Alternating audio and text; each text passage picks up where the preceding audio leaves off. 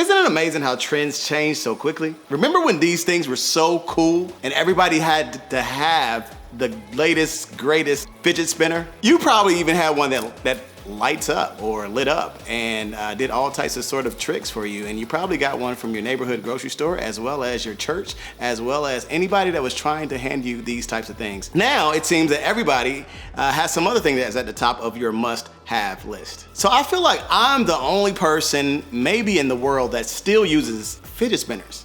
Does anyone of you out there use fidget spinners? If you do, join the club. We're pretty cool along. Now that's how trends work. In fact, when I was in middle school, you probably won't believe this because I understand that some trends, they come, they go, and they come back again, but I can guarantee you that this trend probably never, ever, ever will come back in style again, and it is the trend of wearing my clothes backwards. That was the thing back then. See, there was this music artist, this group, and one of the things that they loved to do is they had their clothes on backwards, and it was, believe it or not, it was a hit. So they would wear their jeans backwards. I don't know how that used to happen. They would wear their shirts backwards. I don't know how that used to happen either. But that was what was in when I was in middle school. I mean, that was crazy. That was pretty funny, right? Now, thankfully, most of those things have stopped trending, but there are some things that have stuck around since I was in middle school. In fact, they've been around even longer than that. And the one we're talking about today is something that I'm sure a lot of you have encountered already in your lives. It's not a trend, it's a feeling. One that I think many middle schoolers are familiar with. Ready for this? I'm about to drop this on you. It's the feeling of anxiety.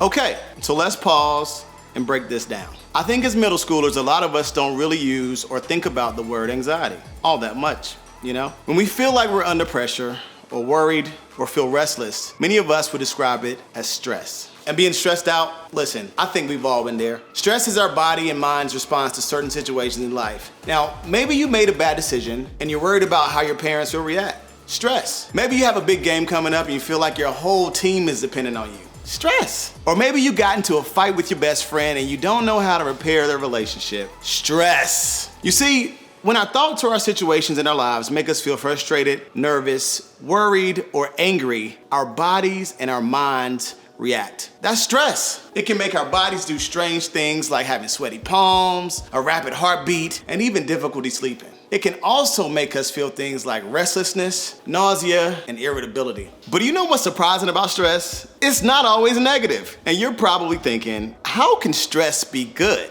When I'm worried about an upcoming test and can't sleep at night. When I'm about to play a solo in my band concert and feel sick to my stomach. How can those things be good things? Well, stress can be both positive and negative. In situations that upset the normal balance of your life, stress triggers your body to respond in ways that cause you to react. Sure, the stress of an upcoming test can make you restless at night, but it can also get you to focus and study even harder. Yeah, that drum solo can make you feel like you could throw up at any moment.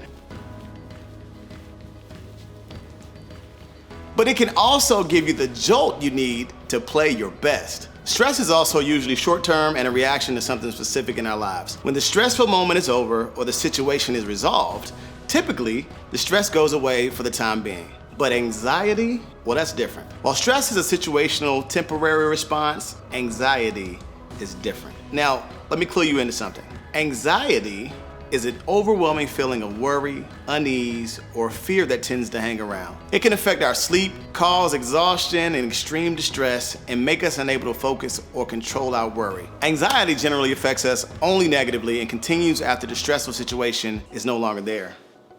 Situations change, circumstances get better, moments pass, but anxiety tends to linger. It's kind of like a fidget spinner that continues to spin, just over and over and over again. And what can be confusing about anxiety is that while sometimes we know exactly what causes these feelings, we aren't always able to pinpoint why we feel the way we do. Sometimes anxiety is just there and we don't know why. Now, for those of us who experience anxiety, the reality is that when it's there, it feels constant. It's a consistent feeling of worry, fear, or nervousness that can interfere with the way we live our everyday lives. And sometimes it's brought on by circumstances we experience, like the death of someone close to us, our parents' divorce, or an unexpected illness. But other times, it's just there. We can't seem to shake it, and we don't know where it came from. In those seasons, it's easy to believe anxiety is something we're just always going to feel. The moments of stress pass, but the anxiety never does. When a person has anxiety, it's a feeling that leaves them overwhelmed and worried for long periods of time. And anxiety can get to the point where it's hard to cope, change, and move on in positive ways. And let's face it, as middle schoolers, there are a lot of things you can be anxious or stressed about in today's world. And even if you don't regularly experience the overwhelming and long-lasting feeling of anxiety, chances are really high that you have friends or loved ones who do. If that's the case, what do we do? If we want to be able to deal with our anxiety in healthy ways or support people in our lives who are experiencing these feelings, how do we do that? Believe it or not, someone who lived thousands of years ago actually had some great advice when it came down to navigating anxiety. This guy's name was David. He was the second king of the Israelites, which was the name of a group of people in the Old Testament. Now, David actually wound up being one of the ancestors of Jesus. But even with being king and part of Jesus' family tree, David still went through some intense rough patches. One of those tough times was when David found himself captured by some enemies. He was alone. He was scared. He wasn't sure how his circumstance was going to work out. This man, who would one day become one of the greatest kings who ever lived, was in a desperate and overwhelming situation. Now, what David experienced is probably best described as super stressful, but we can learn about how to deal with both stress and anxiety from how he handled his situation. In the Bible, in a book called Psalms, we can read about how David managed the stress he felt in this dangerous and fearful moment of his life. Even though David's stress was centered around his circumstances, I think what he said can help those of us who are working under the weight of anxiety every day. Let's look at what he said. When I'm afraid, I put my trust in you. In this moment of fear and danger, David made the choice to put his trust in God. He understood that no matter what he was going through, he could trust the God who loved him, saw him, and would carry him through any circumstance. Here's what's encouraging for us. We can do the same thing. We can put our trust in God. When anxiety attacks us, we can trust God. When we're afraid, we can trust God. We can trust God enough to talk to him about our fears. When we're overwhelmed, we can trust that God sees us. When we feel stuck, we can trust that God knows the way out. Now, what David did was so simple, but so very powerful. He could have kept his eyes on his circumstances. He could have kept his focus on what was causing his stress. Instead, he put his eyes and energy on the God he trusted to carry him through it. And that simple act helped ease the feelings of stress and anxiety he was experiencing. Now, let me pause here. I realize that dealing with something as big and scary and overwhelming as anxiety isn't always this simple. Now, while sometimes saying, God, I trust you, is all that it takes to wipe out every ounce of anxiety, it's not always that easy. While I certainly believe that God can do it, I also know that sometimes it takes more than shifting our focus and our trust toward God. We can know and believe in and trust God, but still experience a lot of anxiety. Trusting God is not always a quick fix, but it's always a step in the right direction. David's circumstances didn't change right away, but in that moment, he was able to direct his focus and give his fears to God. He reminded himself of what's true about God, that we can trust him no matter how we feel or where we find ourselves. While David may not have given us the 100% cure for our anxiety every single time, he did give us the starting point to deal with it. We can practice breaking the cycle of anxiety by choosing to trust in God. You see, while anxiety can be a powerful force in our lives, God is even more powerful. And because of that, we can trust him with all of our feelings. We can trust and believe that he'll provide us with what we need to navigate our anxiety. And we can trust God to give us the tools to support people in our lives who are experiencing anxiety too. Because here's the truth, God gives us the tools to handle anxiety. We can trust God to give us the tools we need to handle our own anxiety and to support others who are experiencing those feelings. Have you ever seen one of these things before? It may look a little familiar. It's a toolbox. Now, maybe you don't have one, but maybe there's somebody that you know that has one. But it's used to hold so many different tools, and we use the tools inside to build things or fix things or whatever the case may be. Maybe you need to hang a picture frame. So what you would do with that is you might use something as simple as a hammer and some nails. So it's a small job, and we just need a few things to get the job taken care of. But other times we need a lot of tools to get the job done. Maybe we're building an entire deck, so we need a saw.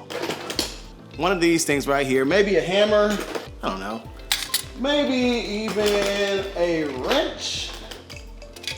You know what, maybe I need even some pliers just to get the job done. You know what? I think we need every tool in our toolbox for that kind of job. Now, dealing with stress and anxiety is a lot like the tools in this toolbox. Like these right here. Now, there are different tools that help us with different things. And sometimes we need just a few of those tools, There it is. And other times we need all of them. So I might need the wrench, the saw, the pliers, everything. Either way is okay. God gives us all of the tools for a reason. Now, maybe you don't feel stressed often or struggle with anxiety. Chances are you know or care about someone who struggles with these feelings. And what's so amazing is that you are one of the tools that God provides to help them handle stress and anxiety. And because anxiety in particular can be long-lasting and overwhelming, it's important to know how to help your friend when they're struggling with these feelings. Because of the unpredictable nature of anxiety, the ways to support your friend may change. But here is where the rubber meets the road, and here is the practical application. Here are 5 ways that you can be there for your friend. First, be someone that they can go to and trust. Let your friend know that they can talk to you about whatever they're feeling openly without any fear of judgment. And it's so important that they know that you're there to listen. You won't try to change what they're feeling or thinking, and that your feelings about them won't change. Your friend may not know exactly what they need, and you might not know exactly how to support them. And you know what? That's okay. Sometimes all they really need is to know that you're there for them. Second, remember to listen more than you talk. And I realize that could be extremely hard for so many of us, but we have 2 ears and 1 mouth. But just be with your friend and really listen to them. And you know what? You can do this by making eye contact, putting your phone away, especially while they're talking, and not interrupting. Try asking them if they want to share what they're feeling, if they want to just hang out, or what you can do to help. Third, you don't have to fix their feelings. Tell your friend you're there to support them and that you care about them and how they're feeling. But remember, it's not your job to change or fix their feelings. Just be their friend. Next, celebrate their successes. When a friend takes a step towards confronting their fears and anxiety, celebrate with them and do something fun together. Help them feel proud of themselves for addressing the issue. And last, encourage them to talk to an adult, a parent, a small group leader, their school counselor, a professional counselor, and if they're afraid to, offer to go with them. Encouraging them to open up to someone who is older and wiser is so important when your friends are struggling. I just gave you 5 things that you could do if your friend is struggling with anxiety. If you're feeling that overwhelming, continuous, and long-lasting anxiety that affects your daily life, I have some tools that will help you navigate those feelings. First, I want you to identify your feelings. Think about exactly what you're feeling and, if possible, why you're feeling it. Now, maybe you're worried or scared or nervous, or maybe you're frustrated or uneasy. Whatever it is that's affecting you negatively, I want you to name it. And then try to find the source of those feelings. Like I said earlier, for those of us that experience anxiety, we can't always identify the cause of what we're going through, but just trying is a great place to start. Next, I want you to focus on trusting God by thinking about how big and how powerful and how loving He is. Think about how He can walk us through anything we might be feeling or encountering, because He can overcome all of it. Now, when we feel afraid or anxious or alone, we can simply pray, God, I trust you. Not only does that simple prayer remind us of what's true, it also helps us unlock another tool, the ability to shift our focus. As David showed us, one of the best things we can do when we experience anxiety is to take our focus off of what's overwhelming us. Instead, we can choose to remember what's true about God, that He's for us and He will help us. And last, I want you to seek out tools that God gives us. God has filled your toolbox with people like your small group leader, your parents, your trusted friends, and most importantly, professional counselors who can help you navigate your anxiety. God has given us access to things like medication and exercise and rest and other healthy habits to manage our feelings. They're all a part of the toolbox. In some seasons, you may need only 1 or 2 of those tools to get by, and others you may need more. Either way, the best thing you can do is to get the help you need. Here are a few ideas of where to start. The first thing you can do is care for yourself. How are you taking care of yourself? Are you resting? Are you eating well? Are you exercising? Are you sleeping at night? Believe it or not, paying attention to each of these things can really be helpful. So the next time you feel stress and anxiety creeping in, try to take a step to care for yourself. Next, talk to someone. A counselor is a great place to start. They're trained to help you work through your feelings and move forward in a positive way. If you're nervous about this, talk to your small group leader, a parent, or a close friend, and ask them if they can help you take this step. Then, remember what's true. Make a habit of reading your Bible or simply reminding yourself of what the authors of Scripture and even Jesus Himself said is true about how valuable, loved, and cared for you are. This week, practice shifting your focus toward what's true for a few minutes each day. When you feel stressed or anxious, remind yourself of what's true over and over again if you have to. Now, I know stress can be really uncomfortable and negative. And I know anxiety can feel suffocating and it's like it's always around. It can feel like a mountain that you'll never be able to climb. But when you feel that way, remember this: God gives us the tools to handle anxiety. We can choose to trust that God's love can calm our fears, no matter if you're feeling the very real but short-term stress from situations in our lives or the long-lasting and overwhelming worry caused by anxiety. There's hope. When we put our trust in God and use the tools He's given us, we can find ways to move forward. And God gives us the tools to handle anxiety in our own lives and the tools to support others. So as we finish up today, I want you to ask yourself, what's one tool I can use to handle my stress or anxiety, or to support others who are experiencing those feelings? Peace. See ya.